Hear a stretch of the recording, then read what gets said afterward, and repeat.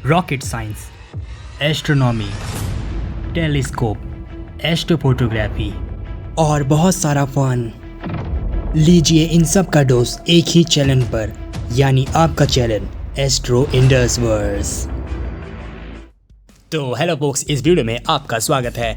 मेरी आज की वीडियो में हम स्पेस एक्स की लूनर स्टारशिप के बारे में जानने वाले हैं। यह क्या है, इसे क्यों बनाया जा रहा है, इसके डिज़ाइन को समझेंगे विद सिमुलेटर। तो आइए शुरू करते हैं। सबसे पहले हम जानेंगे स्पेस एक्स लूनर स्टारशिप को क्यों बना रहा है, आखिर वो कॉन्सेप्ट कहाँ से आया। इस सवाल का आंसर देने से पहले मैं आपको बता दूं, लूनर स्टारशिप की ज़रूरत स्पेस एक्स को है ही नहीं, क्योंकि जैसे आप जानते हैं स्पेस एक्स का गोल मून पर जाना नहीं है, उनका गोल है मार्स पर जाना, वहाँ पर कॉलोनी बसाना। और इन सब के लिए तो space x interplanetary transportation system develop कर रहा है, यानी स्टारशिप। इसलिए लूनर स्टारशिप को तो स्पेस एक्स नासा के लिए बना रहा है। तो सवाल ये है कि space x lunar starship NASA के लिए क्यों बना रहा है। क्या स्पेस एक्स लूनर स्टारशिप को भेद के तौर पर देना चाहता है नासा को?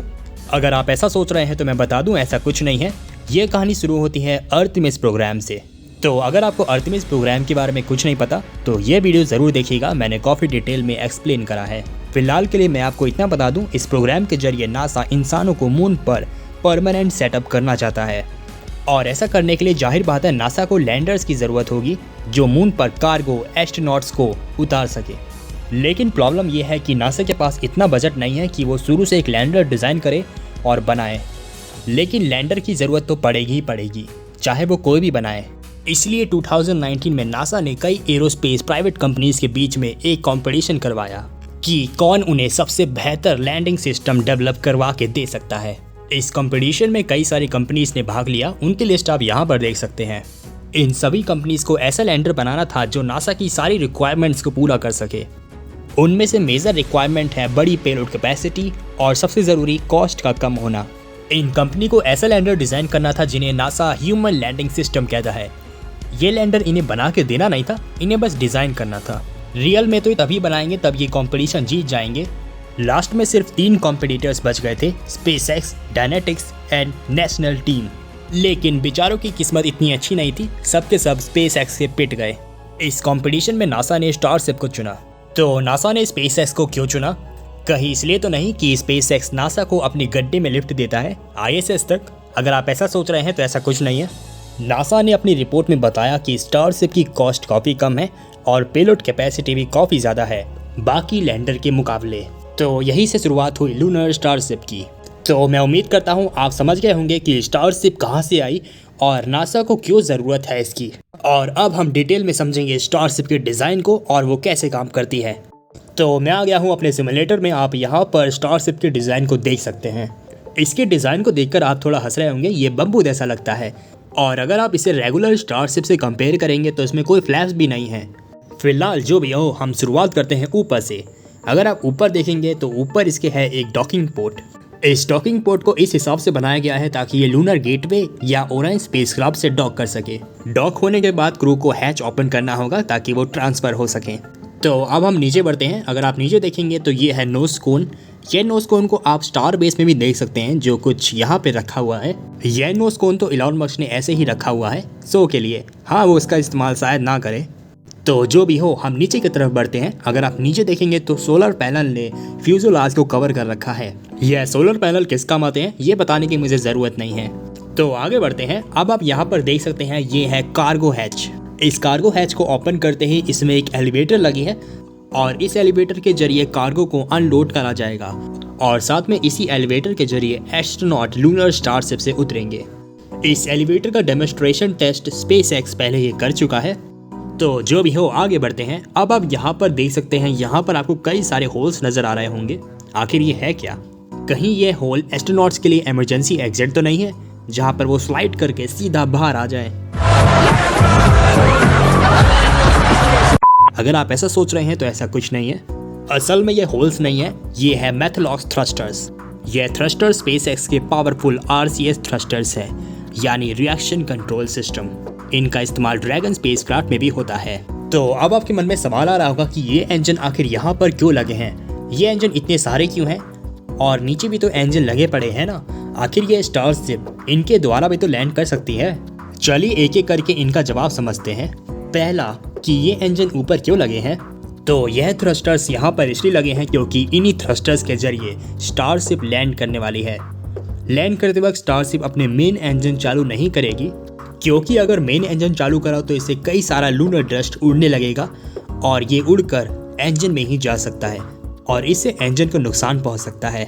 इस इफेक्ट को प्लूम इंजमेंटमेंट कहते हैं और इससे बचने के लिए स्टारशिप अपने मेन इंजन चालू नहीं करेगी। स्टारशिप अपने मेन इंजन को शट डाउन कर लेगी तब वो 100 मीटर ऊपर हो सरफेस से, और तब तक वेलोसिटी इतनी कम हो चुकी होगी कि स्टारशिप अपने छोटे थ्रस्टर्स के जरिए लैंड कर सके। और ये थ्रस्टर्स काफ़ी ऊपर हैं, इसलिए कोई लूनर रेगुलेट हवा में नहीं उड़ेगी। तो हमने जान लिया ये इंजन ऊपर क्यों लगे हैं। अब जानते हैं ये इंजन इतने सारे क्यों लगे हैं।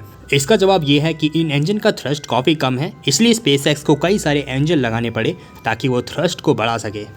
तो आगे बढ़ते हैं। अब हम नीचे बढ़ते हैं। नीचे का ये पूरा एरिया मेन टैंक का है। इसके अंदर मेन टैंक्स हैं जिनमें फ्यूल भरा है। तो अब और नीचे बढ़ते हैं। नीचे आप देख सकते हैं यहाँ पर है लैंडिंग लेग्स। तो जरा लैंडिंग लेग के डिज़ाइन को समझते हैं। ये जो आप देख रहे हैं ये तो कवर्स है, ये कवर अलग कर दिए जाएंगे लॉन्च के दौरान ही। तो कवर हटाने पे मैं लैंडिंग लेग्स को देख सकता हूँ। ये पिस्टल लैंडिंग लेग्स हैं। यह कुछ इस प्रकार डिप्लॉय होंगे जैसे कि आप देख सकते हैं। इन लैंडिंग लेग्स को जितना हो सके उतना फैलना होगा, क्योंकि स्टारशिप का डायमीटर तो 9 मीटर है लेकिन इसकी लंबाई काफ़ी ज़्यादा है, इसलिए ये स्टेबिलिटी के लिए काफ़ी ज़रूरी है। लेकिन यह डिज़ाइन जो आप देख रहे हैं लैंडिंग लेग्स का, ये फाइनल डिज़ाइन नहीं है। स्पेसएक्स ने कई बार लैंडिंग लेग के डिज़ाइन को चेंज करा है, स्पेशली स्टारशिप में, इसलिए आप ये मानिए कि ये डिज़ाइन पक्का नहीं है, इसे चेंज करा जा सकता है। तो जो भी हो, अब हम आ गए हैं सबसे नीचे। अब हम समझेंगे इंजन को। तो जैसे कि आप देख सकते हैं ये है स्टैंडर्ड स्टारशिप और ये है लूनर स्टारशिप। इनके इंजन को कंपेयर करा जाए तो यहाँ पर 3 इंजन हैं और यहाँ पर 6 इंजन हैं। यह सारे इंजन आपको अलग प्रकार के लग रहे होंगे, लेकिन मैं आपको बता दूं ये सब एक इंजन है जिनका नाम है रैप्टर 2 इंजन। छोटे वाले एटमॉस्फेरिक इंजन हैं और बड़े वाले वैक्यूम ऑप्टिमाइज्ड हैं। लेकिन जैसे कि आप देख सकते हैं लूनर स्टारशिप में छोटे वाले एटमॉस्फेरिक रैप्टर इंजन लगे ही नहीं हैं। यहाँ पर आपको ओनली 3 वैक्यूम इंजन दिख रहे होंगे। आप सोच रहे होंगे ऐसा इसलिए क्योंकि लूनर स्टारशिप काफ़ी हल्की है। अगर आप ऐसा सोच रहे हैं तो आप बिल्कुल गलत हैं। असल में ऐसी बात है कि स्टारशिप को एटमॉस्फेरिक इंजन की ज़रूरत ही नहीं है, क्योंकि स्टारशिप लॉन्च होने के बाद वापस से वातावरण में दाखिल होगी ही नहीं। जी हाँ, आपने सही सुना, लूनर स्टारशिप धरती पर कभी वापस नहीं आएगी। लॉन्च होने के बाद ये हमेशा स्पेस में रहेगी और यही वजह है कि इसमें थर्मल प्रोटेक्शन सिस्टम नहीं लगा है। अगर आप स्टैंडर्ड स्टारशिप देखेंगे तो उसके पीछे आपको हीट टाइल्स नज़र आएंगी, ये काली कलर की। ये टाइल्स तभी काम आती हैं तब स्टारशिप एटमॉस्फेरिक एंट्री कर रहा हो। इससे स्टारशिप प्रोटेक्ट रहती है प्लाज्मा से। लेकिन लूनर स्टारशिप धरती पर कभी वापस आएगी नहीं, तो इसकी कोई ज़रूरत नहीं। तो हमने लूनर स्टारशिप के आउटर डिज़ाइन को अच्छे से समझ लिया है। अब बात करते हैं इनर डिज़ाइन की। तो आपने कई सारी एनिमेशन देखी होंगी inner view of lunar starship का, लेकिन वो सब अनऑफिशियल है। असल में स्पेसएक्स ने अभी तक कोई डिज़ाइन नहीं दिखाया, क्योंकि अभी इनर तो छोड़ो, आउटर डिज़ाइन भी अभी कंफर्म नहीं है। मैंने आपको अभी जो भी डिज़ाइन एक्सप्लेन करा वो सब चेंज हो सकता है, ठीक वैसे ही जैसे BFR के साथ हुआ। फिलहाल लूनर स्टारशिप का इनर आप इतना समझ सकते हैं कि उसमें वो सब होगा जो ISS में होता है। तो जो भी हो, अब हम आगे बढ़ते हैं। अब हम जानेंगे ओल्ड लूनर स्टारशिप और वर्सेस न्यू लूनर स्टारशिप के बारे में। तो आपको याद होगा लूनर स्टारशिप के आपने 2 डिज़ाइन देखे होंगे, ये है पुराना वाला और ये है नया वाला। हम इन बीच का कंपेयर करेंगे और इन्हें समझेंगे। मैंने अपने सिमुलेटर में 2 लूनर स्टारशिप रख दी हैं। शुरुआत हम ऊपर से करेंगे। जैसे कि आप देख सकते हैं पुरानी स्टारशिप में डॉकिंग पोर्ट दिखाई नहीं दे रहा। असल में वहाँ डॉकिंग पोर्ट है, लेकिन वो नोज कोन के अंदर है। और नई स्टारशिप में आप डॉकिंग पोर्ट सीधा ऊपर देख सकते हैं। ऐसा इसलिए ताकि कॉम्प्लेक्सिटी और भी कम हो। तो नीचे बढ़ते हैं। जैसे कि आप देख सकते हैं पुरानी स्टारशिप में सोलर पैनल नोज कोन पे लगे हैं। न्यू स्टारशिप में सोलर पैनल मिड बॉडी पे लगे हैं, जो कि ज़्यादा एरिया कवर करते हैं। और पुरानी स्टारशिप में आप देख सकते हैं यहाँ पर कितनी सारी विंडोज़ हैं। दूसरी तरफ नई स्टारशिप में बहुत कम विंडोज़ हैं। ऐसा इसलिए ताकि इससे वजन ना बढ़े और कॉम्प्लेक्सिटी भी कम हो। और पुरानी स्टारशिप में आप यहाँ पर देख सकते हैं, यहाँ पर आपको बहुत कम इंजन नज़र आ रहे होंगे जिन्हें थ्रस्टर्स कहते हैं। दूसरी तरफ नई स्टारशिप में आपको कई सारे थ्रस्टर्स नज़र आ रहे होंगे, लेकिन उनका साइज़ काफ़ी छोटा है। ऐसा इसलिए क्योंकि पुरानी स्टारशिप में ड्रैको इंजन लगे हैं, जो कि ज़्यादा बड़े, पावरफुल और कॉम्प्लेक्स हैं। लेकिन स्पेसएक्स को कुछ सिंपल चाहिए था, इसलिए उन्होंने इसे रिप्लेस कर दिया मेथलॉक्स थ्रस्टर्स से। तो अब नीचे बढ़ते हैं। नीचे आप लैंडिंग लेग का डिज़ाइन चेंज साफ देख सकते हैं। पुराने लैंडिंग लेग का डिप्लॉयमेंट कुछ ऐसा होगा। और नए स्टारशिप के लेग कुछ इस प्रकार से डिप्लॉय होंगे जो कि ज़्यादा एरिया कवर करेंगे। और नीचे बढ़ते हैं। नीचे आप इंजन कंपैरिजन साफ देख सकते हैं। नए स्टारशिप में एटमॉस्फेरिक इंजन हटा दिए गए हैं क्योंकि उनकी ज़रूरत नहीं है, मैंने बताया क्यों। लेकिन हाँ, हो सकता है ये बाद में चेंज हो जाए, बाद में मेरी पिटाई मत करना।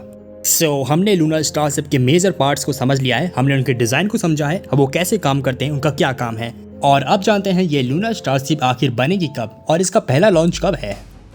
अभी के हिसाब से स्पेसएक्स खिलौने की तरह स्टारशिप बना रहा है, फेंक रहा है, बना रहा है, फेंक रहा है, और इनकी हर एक स्टारशिप पहले से बेहतर बनती जा रही है। इस वक्त ये सिर्फ 24 पर है जो कि बूस्टर 7 के साथ है। इनका यह प्रोटोटाइप ऑर्बिट पे जाने वाला है और स्लैप डाउन करेगा ओशन में। अगर ये इसमें कामयाब हो जाते हैं तो इन्हें लूनर स्टारशिप बनाने में कोई प्रॉब्लम नहीं होने वाली, क्योंकि लूनर स्टारशिप कम कॉम्प्लेक्स है कंपेयर टू स्टैंडर्ड स्टारशिप। उसे वापस नहीं लैंड करना होगा धरती पर। और बात करते हैं लॉन्च की। इसका पहला लॉन्च प्लान है 2023 को, जो कि मुझे नहीं लगता हो पाएगा। ये हो पाएगा 2026 तक ही। और लॉन्च इस पर भी डिपेंड है कि आर्टेमिस प्रोग्राम का स्टेटस क्या है। जो भी हो, मेरे आने वाले वीडियो में हम लूनर स्टारशिप को सिमुलेट करेंगे, इस पूरे मिशन को सिमुलेट करेंगे और समझेंगे इसके पीछे की रॉकेट साइंस। और मेरी आने वाली वीडियो में हम स्टारशिप की बात करेंगे, हम उसके डिज़ाइन को समझेंगे, हम उसका डेवलपमेंट समझेंगे, उसके एवोल्यूशन को समझेंगे। तो उम्मीद करता हूँ आपको वीडियो अच्छी लगी होगी। मुझे वीडियो बनाने में काफ़ी मेहनत लगी तो लाइक कर देना। और आप चाहें तो मेरी पहली वीडियो देख सकते हैं, क्योंकि यह चैलेंज सिर्फ रॉकेटरी के ऊपर ही नहीं है, यहाँ पर मैं खुद एस्ट्रोनॉमी प्रैक्टिकल करता हूँ। और अगर आपको मेरा चैनल काफ़ी यूनिक लग रहा है तो सब्सक्राइब करना मत भूलना। तो मिलते हैं अगले वीडियो में।